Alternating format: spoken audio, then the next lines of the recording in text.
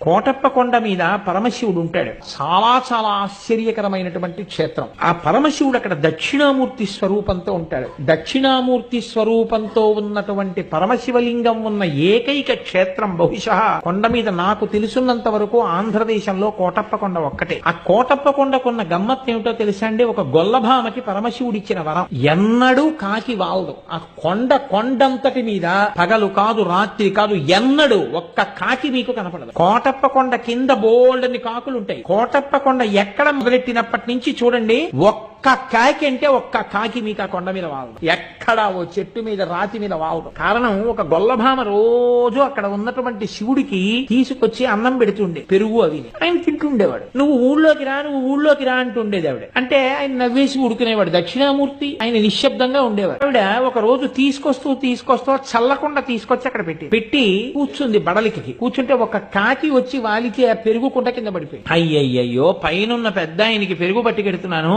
ఈ దిక్కుమాలిన కాకి వాలి పెరుగంతా కింద పడిపోయిందని బాధపడితే పరమశివుడు వృద్ధ బ్రాహ్మణ రూపంలో కిందకొస్తున్నవాడిగా కనపడి, నీకు వరం ఇస్తున్నాను, ఇక మీద ఎన్నడూ ఈ కొండ మీద కాకులు వాలవని. అంత చిన్న కోరికతో సహా తీర్చేశాడు అక్కడ. నేను